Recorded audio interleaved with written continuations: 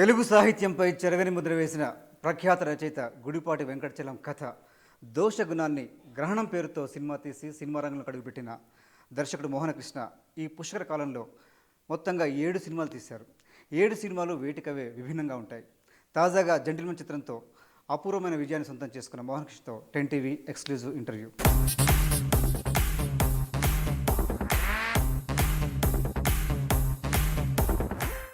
మోహనకృష్ణ గారు, ముందుగా కంగ్రాచులేషన్స్, మంచి విజయాన్ని సొంతం చేసుకున్నారు. జెంటిల్మెన్ సినిమా ఆ కథ ఎంచుకునేటప్పుడు కానీ ఈ సినిమా జనాన్ని నచ్చుతాను కానీ మీకు ఎందుకు అనిపించింది? ఏ పాయింట్ మిమ్మల్ని ప్రధానంగా ఆకట్టుకుంది? ప్రధానంగా ఈ కథ ఆర్ డేవిడ్ నాథన్ అని ఒక ఆయన రాశారండి. కథ బేసిక్ సినారియో అయింది. ఈ కథ నాకు ఈ సినిమా నిర్మాత శివలంక కృష్ణప్రసాద్ గారు నా దగ్గర తీసుకొచ్చారన్నమాట ఒకసారి. నాకు ప్రధానంగా దానిలో నచ్చిన అంశం ఏంటంటే రొమాంటిక్ థ్రిల్లర్ అనే జానర్ మనం చాలా తక్కువ చేస్తాం తెలుగులో, ఎక్కువ అటెంప్ట్ చెయ్యని ఒక ప్రక్రియ అది. ఆ ప్రక్రియ ప్రధాన ఆకర్షణ. 2 పాత్రలు చాలా బలంగా ఉన్న కథ ఇది. కేవలము హీరోయిన్లు, హీరో అనేవాడు వచ్చి 10 మందిని కొట్టడము, హీరోయిన్ కేవలం గ్లామర్ షో చేసి వెళ్ళిపోవడం కాకుండా వాళ్ళందరికీ కథనాల్లో ప్రధానమైన పాత్రలు ఉంటూ కథా గమనాన్ని నిర్దేశించే పాత్రలు అవడము, మంచి నటులు పడితే కనుక చాలా బాగా పండే సినిమా అవ్వచ్చు అని నాకు అనిపించడం అనే ప్రధాన ఆకర్షణ.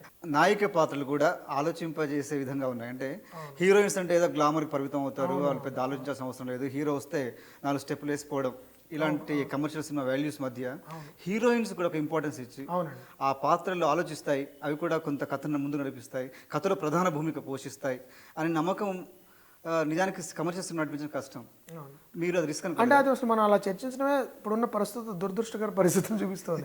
అంటే ఈ పాత్రలు అంతర్గతంగా భాగం అయ్యాయి అని మనం చాలా ఆనందంగా చెప్పుకోవడమే ఒక దురదృష్టం. యాక్చువల్లీ ఒక కథలో అలాంటి పాత్రలు ఉంటేనే పరిపూర్ణత్వం వస్తుంది ఒక కథకి. నా దృష్టిలో నా సినిమాలు అన్నిట్లోనూ అది కూడా నాకు చెప్పడం చాలా సిగ్గుగా అనిపిస్తుంది. నా సినిమాలో అన్నింటిలోని హీరోయిన్ పాత్రలు బాగుంటాయండి అని. ఎందుకంటే అదొక అపాలజీలా అయిపోయింది. ఇప్పుడు హీరో యొక్క మగతనాన్ని చుట్టూ పరిగెత్తే ఒక బొమ్మల్లా అయిపోయారు హీరోయిన్లు. అంటే మన పాత సినిమాల్లో కూడా ఇది లేదండి. ఇప్పుడు వాణిశ్రీ గారు, జయసుధ గారు, జయప్రద గారు, శ్రీదేవి గారు నటించినప్పుడు వాళ్ళు గ్లామరస్గా చేశారు, కానీ వాళ్ళ పాత్రలు ఉండేవి. వాళ్ళకంటూ ఆత్మగౌరవం ఉండేది, వాళ్ళకంటూ ఒక అస్తిత్వం ఉండేది, ఏదో దేనికోసం పోరాడేవాళ్ళు, కథలో చాలా అంతర్భాగంగా ఉండేవాళ్ళు. ఇప్పుడు అది లేదు, అక్కర్లేదని డైరెక్ట్గా చెప్తున్నారు, హీరో మీదే ఫోకస్ ఉంటుంది. అలా కాకుండా ఇలాంటి కథలో ఇద్దరికి ఈక్వల్ పోటాపోటీగా నాని కానీ నివేదా థామస్ కానీ యాక్ట్ చేయగలిగారు. సురభి అండ్ శ్రీనివాస్ అవసరాలు వీళ్ళందరూ కూడా పాత్రలు చేయగలిగారంటే అది కథలో ఉన్న బలమే. మీరు అన్నారు సినిమాలో కూడా ఒక డైలాగ్ ఉంది, అంటే వైలెన్స్ లేకుండా లవ్ స్టోరీ చెప్పనివరా ప్రేక్షకులు మీరు ప్రశ్నిస్తారు, కానీ మీ సినిమాలో వైలెన్స్ తప్పలేదు. అవును, అంటే కథ నేను వైలెన్స్కి వ్యతిరేకం కాదండి. గ్రాట్యుటస్ వైలెన్స్ అంటాము. గ్రాట్యుటస్ వైలెన్స్, గ్రాట్యుయేట్ సెక్స్ అంటే ప్రేక్షకుల బలహీనతలను ఆధారం చేసుకుని డబ్బు చేసుకునే హింస కానీ సెక్స్ కానీ నా దృష్టిలో అది బాధ్యత రాహిత్యం. అంటే ప్యూర్ హీరోయిక్గా కాకుండా కథతో బిగినింగ్లో ఒక ఫైట్ ఉంటుంది నాని, అది కొంచెం మీకు హీరోయిక్గా ఉంటుంది. అది కానీ అది అమ్మాయి పాయింట్ ఆఫ్ వ్యూ నుంచి షూట్ చేసిన ఫైట్ అది. ఆ అమ్మాయి చెప్తుంది ముందరే నా కథ చాలా సినిమాటిక్గా ఉంటుందని, ఒక స్పానిష్ ఫ్లెమెంకో టైప్ ఆఫ్. నిజానికి ఫస్ట్ స్టంట్ అంతా కూడా మీరు music different. I wanted it అంటే అది ఒక డాన్స్ లా ఉండాలి, కొరియోగ్రఫీలో ఉండాలి, పాటలో ఉండాలి తప్ప సరదా కొంచెం it should be fun for people to watch. అంటే ఒక బ్యాక్గ్రౌండ్ స్కోర్ లో ఒక డిఫరెన్స్ ఉండాలి, అంటే జస్ట్ ప్లెజెంట్ మ్యూజిక్ నేపథ్యంతోనే ఫైటింగ్ నడపడం. అంటే మణి శర్మ గారు ఐడియా ఫస్ట్ నేను చూసి దీనికి మోహన్ దీనికి మనం మా హీరో మాచో మ్యూజిక్ ఇవ్వకూడదు నా దృష్టిలో, నువ్వు షూట్ చేసిన విధానము, దీనికి మనం ఒక మాస్క్ ఆఫ్ జోరో అంటే అమ్మాయి పాయింట్ ఆఫ్ వ్యూలో ఒక తన రాకుమారుడు చెడ్డవాళ్ళందరినీ కొట్టేస్తున్నాడు అనే ఒక సినిమాటిక్ ఒక రొమాంటిక్ ఫీల్ ఉండాలి ఆ మ్యూజిక్లో అని చెప్పి ఆయన ప్రత్యేకంగా దాన్ని వేరేగా చేశారు. రైట్. ఈ సినిమాలో ప్రధానంగా చూసినప్పుడు కథ చాలా బలంగా ఉంది, at the same time screen play మీరు రచించుకున్న పద్ధతి కూడా అద్భుతంగా ఉంది. దాంతోపాటుగా క్యారెక్టరైజేషన్ నాని అద్భుతంగా దాంట్లో సెట్ అవ్వడం, నాని ట్రాన్స్ఫర్మేషన్ 2 క్యారెక్టర్లు కూడా వైవిధ్యం చూపించడం, మీకు లక్కీగా దొరికిన తురుపుముక్క నివేదా థామస్. ఆ అమ్మాయి ఈ సినిమాకు ఒక స్పెషల్ అట్రాక్షన్ నిలిచిపోయింది. సురభి తన పాత్రకు అద్భుతంగా న్యాయం చేస్తారు. అంటే ముగ్గురు 3 రోల్స్ లో అద్భుతంగా సెటిల్ అయ్యారు. అంటే స్టార్ కాస్ట్ విషయంలో మీరు ఎలాంటి కేర్ తీసుకున్నారు, ఎలా కేర్ అంటే సూటబిలిటీ ఒకటి చాలా ప్రధానం అండి నా దృష్టిలో. 2 ఎబిలిటీ. ఇప్పుడు మనం ఒక నటుడు మనం సూట్ అవ్వడం ఒకటి, వాళ్ళు చేయగలగడం ఒకటి.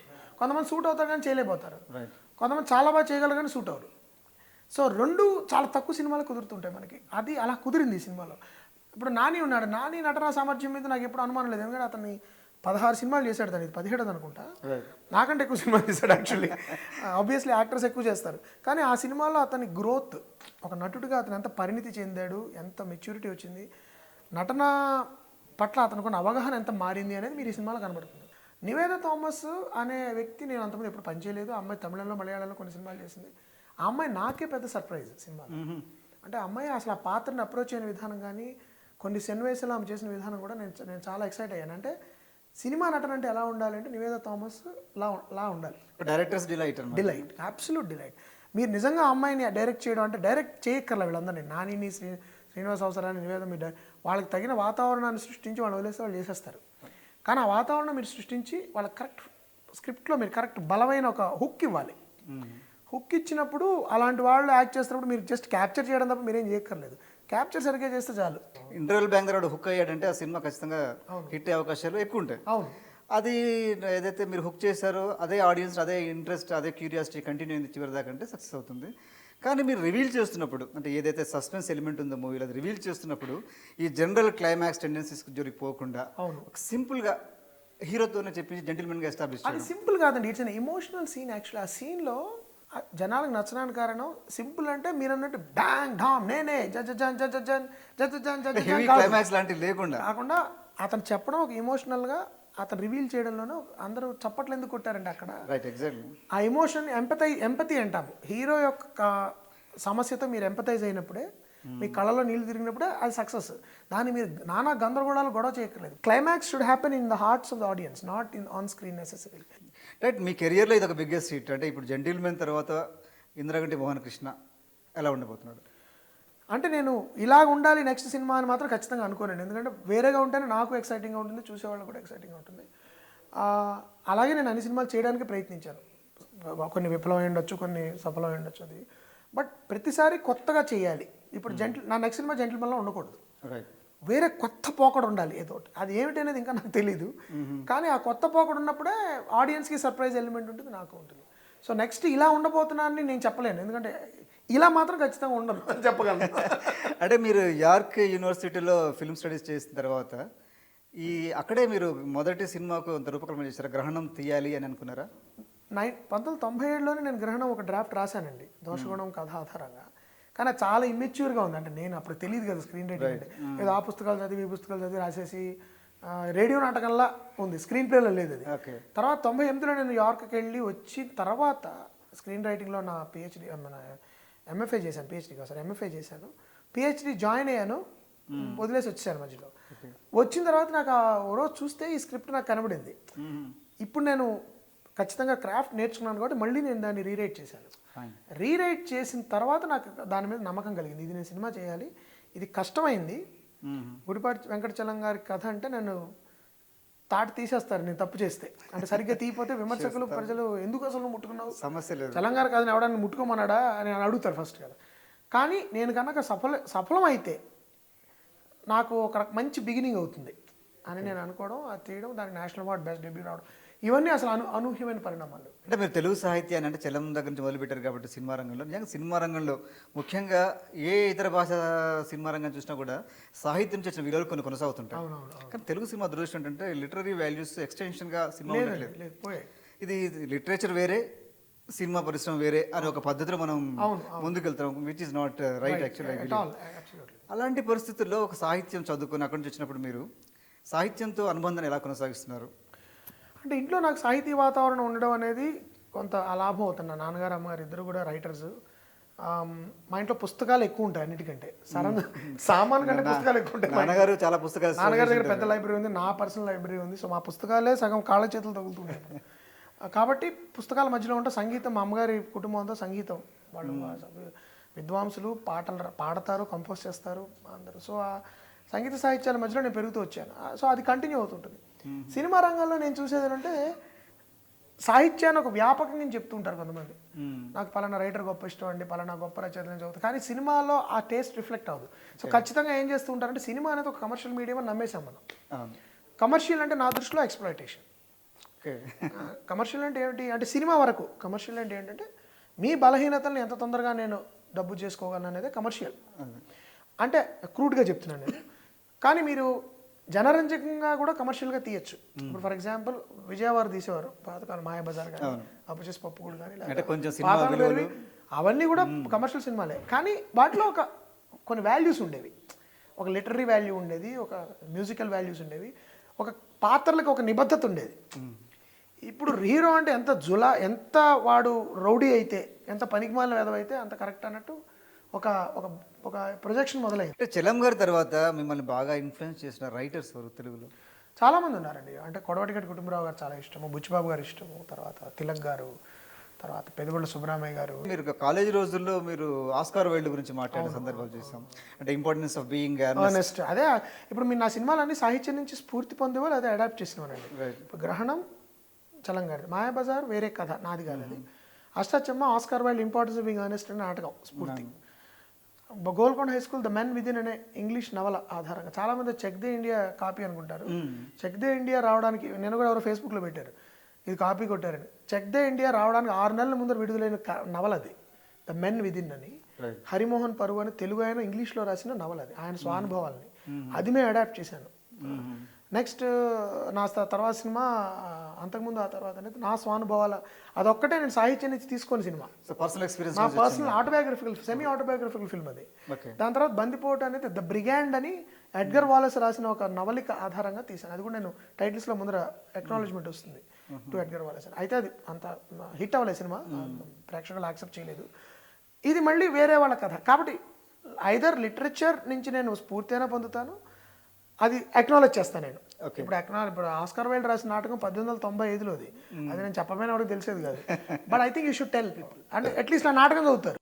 అంటే ఇంపార్టెన్స్ ఆఫ్ బీయింగ్ ఆనెస్ట్ డ్రామాను మీరు చాలా చక్కగా పాయింట్ తీసుకుంది. సెంట్రల్ ఐడియానే, ఎందుకంటే అది అడాప్ట్ చేయలేదు. ఎందుకంటే అది 1895 సంవత్సరంలో ఇంగ్లీష్ సమాజంలో ఉన్న కథ.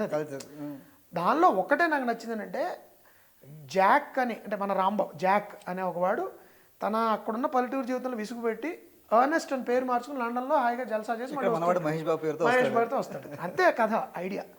అయితే అతనికి flash back, Rambabu flash back అంతా నేను రాశాను. అది ఒరిజినల్ నాటకంలో ఉండదు మీకు.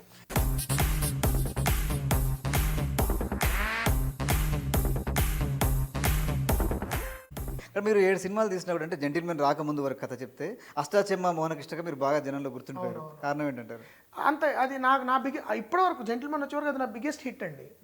ఇంకోటి ఏంటంటే అది రిలీజ్ అయిన కంటే కూడా తర్వాత 5-6 ఏళ్ళలో టెలివిజన్లో విపరీతంగా పాపులర్ అయిపోయింది.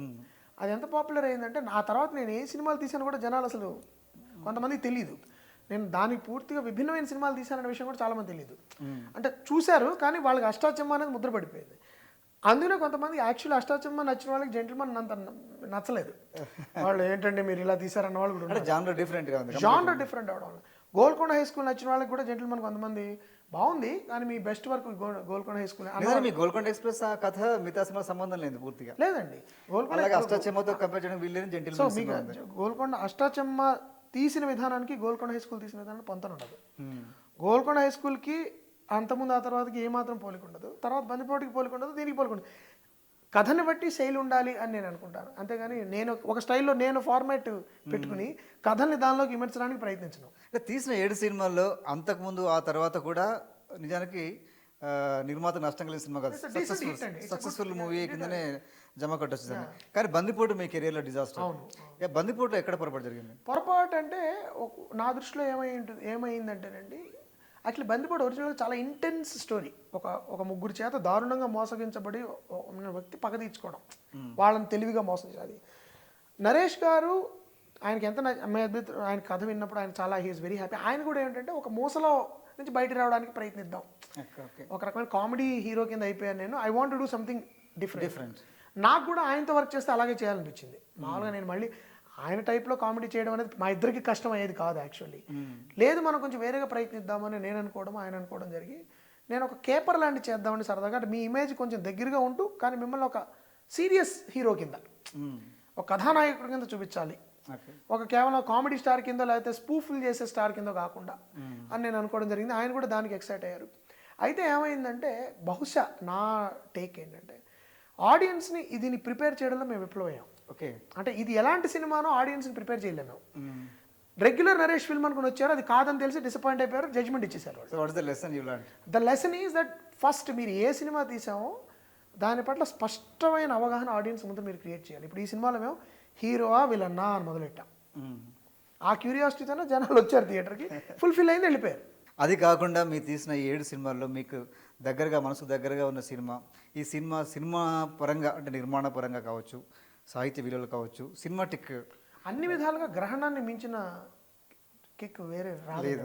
ఎందుకంటే పరమ కటిక దారిద్ర్యంలో 6.5 లక్షల రూపాయలు పెట్టి చలంగారి కథ ప్రపంచ తెలుగు సాహిత్యాన్ని దశ మార్చేసిన రచయిత కథను తీసుకుని అతి తక్కువ హీనాతిహీనమైన బడ్జెట్లో ఒక ఇలాంటి ఇప్పుడు news gathering camera Panasonic DVX100 మేము తీసింది. లో కెమెరాలో డబ్బులు ఎవ్వరు తీసుకోకుండా ఒక చాల్ లాగా ఇలాంటి ఒక రూమ్లో అందరం మా చాపలేసి పడుకుని అలా మేము నటులందరూ రిహార్సల్స్ చేస్తూ రాత్రింబావుల్లో కష్టపడి తీసిన దానికి జాతీయ స్థాయిలో ఉత్తమ తొలి చిత్ర దర్శకుడు రావడం మించిన హై ఇంకెప్పుడు రాదు నాకు. ఆమీర్ ఖాన్ గారి చేతిలో నేను ఉత్తమ debut director award Gollapudi Srinivas తీసుకున్నాను. ఇంకా అంతమించి నాకు I don't think I can ever match that. మిమ్మల్ని మీరు డిఫైన్ చేసుకోమంటే మెయిన్ స్ట్రీమ్ డైరెక్టర్ డిఫైన్ చేసుకుంటారా, లేకుంటే ప్యారలల్ డైరెక్టర్ డిఫైన్ నేను చేసుకుంటారా? అప్ స్ట్రీమ్ డైరెక్టర్ అంటానండి. అంటే మీరు మెయిన్ స్ట్రీమ్ తీస్తారా లేకపోతే నేను కమర్షియల్ ఆర్ట్ అని నమ్మను. I believe in stories. Right. I think ఒక్కొక్క స్టోరీ ఒక్కొక్క ఇడియంలో చెప్పాలి. ఇప్పుడు సినిమా అనేది ఒక భాష అనుకోండి, ఒకసారి వ్యాసం రాస్తాం, ఒకసారి పద్యం రాస్తాం, ఒకసారి నవల రాస్తాం, ఒకసారి కథానికి రాస్తాం, ఒకసారి ఏమంటారు జానపద గేయం రాయొచ్చు. సో కథని బట్టి మీరు ఎంచుకున్న ప్రక్రియ ఉంటుంది. ఓకే. ఇప్పుడు ఇది నా దృష్టిలో this is like it's a fun field thriller. Right. ఇది ఒక ప్రక్రియ. ఈ ప్రక్రియను ఒక ఈడియంలో చెప్పాలి, ఒక రకమైన భాషలో చెప్పాలి. ఆ భాష ఎంచుకున్నానని చెప్పానని అనుకుంటాను. అంతేగాని కమర్షియల్ అంటే ఉండాలి లెక్కల ప్రకారం అలా ప్రతిదాన్ని దానిలో విమర్శలేము. కానీ బిజినెస్ పరంగా చూసినప్పుడు తెలుగు సినిమా రేంజ్ చాలా ఎత్తుకెళ్ళిపోయింది. బాహుబలి లాంటి విజయాలు చేసినప్పుడు కొన్ని 500-600 crores రేంజ్లో బిజినెస్ చేయగల పొటెన్షియల్ తెలుగు మూవీకి ఉంది అని తెలిసినప్పుడు తెలుగు సినిమాలో ఎన్నో ఎక్స్పెరిమెంట్ చేసే స్కోప్ ఉందని ఒక సగటు సినిమా అభిరుచి కలిగిన ప్రేక్షకుడి కోరికగా ఉండే అవకాశం ఉంది. కానీ అలాంటి ఎక్స్పెరిమెంట్స్ తెలుగు ఇండస్ట్రీలో ఎందుకు జరగట్లేదు? అది చాలా పెద్ద ప్రశ్న. అది ఇండస్ట్రీ జవాబు చెప్పాలండి, ప్రజలు కాదు. ఇప్పుడు ప్రజలు వాళ్ళు చూస్తున్నారు. ఇప్పుడు వాళ్ళు బిచ్చగాడు అనే సినిమా చూస్తున్నారు ఈ రోజున. ఎందుకు చూస్తున్నారు? వాళ్ళకి నచ్చకపోతే. లేకపోతే అంతకుముందు తమిళ సినిమాలు శివపుత్రుడు వస్తే చూశారు, తర్వాత ప్రేమిస్తే చూశారు. ఈ సినిమాలన్నీ ఎందుకు చూస్తున్నారు జనాలు? తెలుగు వాళ్ళు ఎందుకు చూస్తున్నారు? ఎందుకంటే వాళ్ళకి ఇది కొత్తగా వాళ్ళు డంకా బజాయించి ఏం చెప్తున్నారంటే బాబు మాకు కొత్త కంటెంట్ కావాలి. అంటే ఎక్కడ లోపు ఉందంటారు? అంటే ప్రొడ్యూసర్స్ ముందుకు రావట్లేదా? యంగ్ జనరేషన్ డైరెక్టర్స్ మనకు లేరా? కొత్త ఉత్సాహం ఉన్న తరం రావట్లేదా? దీనికి ప్రధాన కారణం నా దృష్టిలో సాహిత్యానికి మీరు ఇందాక చెప్పిన పాయింట్ చాలా ముఖ్యమైనదండి. గత 20 ఏళ్ళుగా సాహిత్యానికి మనకి లింక్ తెగిపోయింది. సినిమాకి వరల్డ్ సినిమాని మనం కాపీ కొట్టడానికి చూస్తున్నాం తప్ప దాని నుంచి నేర్చుకోవడానికి చూడట్లేదు. ఏ విధమైన సెన్సిబిలిటీస్ అక్కడ ఉన్నాయి. అసలు వాళ్ళతో కంపేర్ చేస్తే మనం ఎక్కడున్నాం? మనం అనుకరిస్తున్నాం. మనము మన సినిమాలు వేరే దేశాల్లో చూస్తున్నారంటే ఎవరు చూస్తున్నారు? మన వాళ్ళే చూస్తున్నారు. వేరే వాళ్ళు మన సినిమా చూస్తున్నారా? It is not appealing to international audience. It's appealing to only Telugu audience is living abroad. So why is it that not happening? Why is that not happening? Because ఇప్పుడు ఒక ఇరానియన్ సినిమా ఉంది, ఒక టర్కిష్ ఫిల్మ్ ఉంది, ఒక Korean film ఉంది. అవి Korea చిన్న దేశాలు, మన దేశం కంటే 100 వంతు ఉంటాయి సైజ్. అది వాళ్ళు తీసిన సినిమాల్లో కాన్లోను, బెర్లిన్లోను, వెనిస్లోను చప్పట్లు కొడుతుంటే one of the largest industries in the world మనం ఎందుకు తీయలేకపోతున్నాం అంటే దానికి ప్రధాన కారణం ఏంటంటే సాంస్కృతిక విద్య లేకపోవడం, మనకి సాహిత్యంతో లింక్ తెగిపోవడం. సాహిత్యం అనేది అనవసరం, అసలు అవన్నీ 4 గీసుకోవడంతో పనికిరావు, బతుకు తెరుగు పనికిరావు అని. బతుకు తెరుగు పనికిరాకపోవచ్చు కానీ సాహిత్యము ఆర్ట్స్ లేని సమాజం కుళ్ళిపోతుంది. ఆ కుళ్ళు అనేది మనం చూస్తున్నాం. అంటే హిందీలో గత దశాబ్ద కాలంగా చూసినప్పుడు కొత్త నీరు చాలా బలంగా వచ్చింది. ఎందుకు వచ్చిందంటే ఇప్పుడు పరిణీత అనే సినిమా ఉందండి, రవీంద్రనాథ్ ఠాగూర్ నవల. అది అడాప్ట్ చేయగలిగిన సంస్కారం తీసే నిర్మాతకి దర్శకుడికి ఉంది. చేసిన యాక్ట్ చేసిన వాళ్ళు. పీకు అని మన సినిమా వచ్చింది. తర్వాత వాళ్ళు మసాన్ అనే సినిమా వచ్చింది. వాళ్ళు అనురాగ్ కశ్యప్ కానీ, విశాల్ భరద్వాజ్ కానీ, లేకపోతే అభిషేక్ చౌబే కానీ, ఉడతా పంజాబ్ అనేది వచ్చింది, Imtiaz. They are trying to do something different because they are always connected with literature. అంటే మీరు చెప్పిన పేరు ఇప్పుడు ఇంతియాజ్ అలీ కావచ్చు, అనురాగ్ కాశ్యప్ కావచ్చు, వీళ్ళంతా కూడా విశాల్ భరద్వాజ్, ఇలాంటి జనరేషన్ మనకు తెలుగులో లేకపోవడం లోటు కనిపిస్తుంది. మన ప్రధానమైన నమ్మకమే సినిమా అనేది కమర్షియల్ అని నమ్ముతా ఉంటాం. We are believing it's a commercial product which it is not. వాళ్ళ చిత్రాలు కమర్షియల్ కూడా సక్సెస్ఫుల్గా ఆడుతున్నాయి. వాళ్ళని ప్రూవ్ చేస్తున్నా మనం గమనించట్లేదంటే మనం మార్చుకోవాలి. ఇప్పుడు వాళ్ళు ఏమంటున్నారంటే నేను సినిమాకి ఎందుకు వెళ్తానండి, ఒక పబ్కి వెళ్ళడానికి సినిమాకి వెళ్ళడానికి తేడా ఏంటి? సినిమాకి నేను జీవితానుభవం కోసం వెళ్తాను, అనుభూతి కోసం వెళ్తాను. నేను కేవలం ప్లెజర్ కోసం వెళ్ళదలుచుకుంటే సినిమా కంటే వెళ్ళడానికి కోల్డెన్ ప్లేస్లు ఉన్నాయి. నేను ఒక షాపింగ్ మాల్కి వెళ్ళి గడపచ్చు, పబ్కి వెళ్ళి తాగి తందనాలు ఆడచ్చు, డ్యాన్సులు చేయొచ్చు, లేకపోతే ఒక ఎగ్జిబిషన్కి వెళ్ళి జేఎన్టీవీలోకి తిరగచ్చు. కానీ సినిమాకి నేను ఎందుకు వస్తున్నాను, ఎందుకు ఏడుస్తున్నాను, ఎందుకు నవ్వుతున్నాను, ఎందుకంటే జీవితంలో నాకు జరిగే అనుభవాలు నేను పంచుకోవడానికి వస్తాను 500 మందితో కూర్చుని. రైట్. మూవీ అది ఎప్పుడు జరుగుతుందంటే నిజమైన కళ, ఉత్కృష్టమైన కళ తెర మీద కనబడినప్పుడు అంటే ఒక ఎక్స్పీరియన్స్ ఇచ్చినప్పుడు సినిమా బాగుంటుందండి. బాగుంటుంది, అది గుర్తుపెట్టుకుంటాను. అది experience నేను ఆ పావు కిలో మంచి సినిమా ఇవ్వండి సార్ ఇంటికి తీసుకెళ్ళాను కదా, అది అనుభూతిని నేను తీసుకెళ్ళగలను. ఇప్పుడు జెంటిల్మెన్ సక్సెస్ తర్వాత పెద్ద పెద్ద ప్రొడక్షన్ హౌసెస్ నుంచి ఫోన్ కాల్స్ వచ్చే అవకాశం ఉంది, వస్తూ ఉంటాయి. అట్ ద సేమ్ అంటే మీరు ఇప్పుడు I think this is time for to make a film with stars, మీరు అలాంటి ఛాయిస్ అలా కోరుకుంటారు? నేను ఎప్పుడు స్టార్స్తో వర్క్ చేయడానికి వ్యతిరేకం కాదండి. అయితే నాకేంటంటే ఇప్పుడు పలానా స్టార్ ఉన్నారు, ఆ స్టార్కి ఇమేజ్ ఉంది, ఇవన్నీ మీరు పెట్టాలి సినిమాలో అంటే నాకు ఆ స్కిల్ లేదు. అంటే సబ్జెక్టివ్గా ఉండే డైరెక్టర్ నిజానికి స్టార్స్తో ఇమ్మడదు అనే ఒక అలానే లేదండి. మనకున్న స్టార్స్ అందరూ చాలా మంచి యాక్టర్స్ యాక్చువల్లీ. మీరు ఏ స్టార్ అయినా తీసుకోండి, అంటే ఇమేజ్ వ్యక్తిత్వం గురించి అది ఇమేజ్ అదే చెప్తున్నాను. వాళ్ళు చాలా మంచి యాక్టర్స్ కానీ వాళ్ళకున్న పెద్ద బర్డెన్ ఇమేజ్. అది దట్ ఇస్ ఆ ఇమేజ్ని హ్యాండిల్ చేస్తూ కొత్త కథలు వాళ్ళు చేయగలిగితేనే ఏమైనా కొత్తదనం వస్తుంది. కొంత ప్రయత్నం ఇప్పుడు జరుగుతుందని నాకు అనిపిస్తుంది. ఇప్పుడు ఎన్టీఆర్ నాన్నకు ప్రేమతో అలాంటి ఎక్స్పెరిమెంట్ అది, ఆయన సఫలీకృతులు అయ్యారనే చెప్పాలి. అంటే మీరు ఇంతవరకు డిసైడ్ చేసుకోలేదు నెక్స్ట్ మూవీ ఎవరితో తీయాలి, లేదండి, తీయాలి, ఇంకేం అనుకోలేదు. బట్ నేను కథ రాసుకున్న తర్వాత అప్రోచ్ అవ్వాలంటే I will definitely approach stars. Because నాకు తెలుగులో ప్రస్తుతం నటిస్తున్న అందరూ యాక్టర్స్ కింద చాలా ఇష్టం. They are all very very good. నాకు వాళ్ళతో వర్క్ చేస్తే వాళ్ళ యాక్టింగ్ టాలెంట్లోంచి వాళ్ళ స్టార్డమ్ రైట్ వెలికి అంటే వాళ్ళతో వాళ్ళ స్టార్డమ్ ఎలాగా ఉంటుంది, మనం దాన్ని వాళ్ళ యాక్టింగ్ని ఛాలెంజ్ చేసే పాత్రలతో వాళ్ళతో చేస్తే నాకు బాగుంటుందని అనిపిస్తుంది. అలాంటిది ఏమైనా నాకు తగిలితే తప్పకుండా ఐ విల్ అప్రోచ్. రైట్. అంటే అట్ ద సేమ్ టైం చాలా మంది డైరెక్టర్స్ తెలుగు ప్రేక్షకులకు సంబంధించి కూడా కొన్ని విమర్శలు చేస్తుంటారు. అంటే ఫిల్మ్ అప్రిషియేషన్ మన వాళ్ళకి తక్కువ. లేదండి, అది తప్పండి. అలాంటి ఆరోపణలు మీరు ఎట్లా చూస్తున్నారు? అసలు ఒప్పుకోను. ఫిల్మ్ అప్రిసియేషన్ చాలా ఉంది తెలుగు వాళ్ళకి. తెలుగు వాళ్ళే సాగర్ సంగమం, శంకరాభరణం, స్వాతిమిత్యం. అయితే అనుకోకుండా ఒకరోజు ఈ సినిమాలను బిచ్చగాళ్ళు ఇవన్నీ వాళ్ళు ఎందుకు చూస్తున్నారు అంటే ఇక ఫ్రెంచ్ సొసైటీలో కానీ అట్లాగే మీరు అన్నట్టు ఇరానియన్ సొసైటీస్లో ఉన్నట్టు కూడా ఫిల్మ్ అప్రిషియేషన్ ఒక ఎడ్యుకేషన్ అక్కడ కళాకారులు సృష్టించారు ఆ ప్రపంచాన్ని. ఎప్పుడు ఫిల్మ్సే ఆడియన్స్ని క్రియేట్ చేస్తారు సార్, ఆడియన్స్ ఫిల్మ్స్ క్రియేట్ చేయాలి. ఎందుకంటే ఆడియన్స్కి ఎజెండా ఉండదు. Viewers job is to view what you are showing. 10 కోట్ల మంది జనాభాలో 100 మందికి సినిమా తీసే ఛాన్స్ వస్తుంది. Obviously how responsible you are, మీకు ఎంత పవర్ ఉంది మీ చేతిలో. ఎగ్జాక్ట్లీ. సో అప్పుడు how you are exercising that power is your responsibility, not the audience responsibility. And finally మంచి సినిమా అంటే మీరు ఇచ్చిన నిర్వచనం ఏంటి? మంచి సినిమా అంటే ప్రేక్షకుల్ని సవాల్ చేసేదండి నా దృష్టిలో. సవాల్ అంటే ఆరోగ్యకరంగా, అర్థవంతంగా ప్రేక్షకుల్ని అందంగా వాళ్ళని ఢీకొనాలి, వాళ్ళని ఆలోచింపజేయాలి, ఎంటర్టైన్ చేయాలి. ముఖ్యంగా ఆడియన్స్ని తెలివితేటలు గౌరవించే సినిమాలు నా దృష్టిలో మంచి cinema. Thank you so much Mohan Krishna గారు. మీ నుంచి మరింత అర్థవంతమైన సినిమాలు రావాలని కోరుకుంటూ, ఎలాంటి సినిమాలు తీసి విజయాలు సాధించాలని కోరుకుంటూ thank you so much. Thank you అండి. ఇది జెంటిల్మెన్ డైరెక్టర్ ఇంద్రగంటి మోహన్ కృష్ణ గారితో స్పెషల్ ఇంటర్వ్యూ. చూస్తూనే ఉండండి 10 TV న్యూస్ ఈస్ పీపుల్.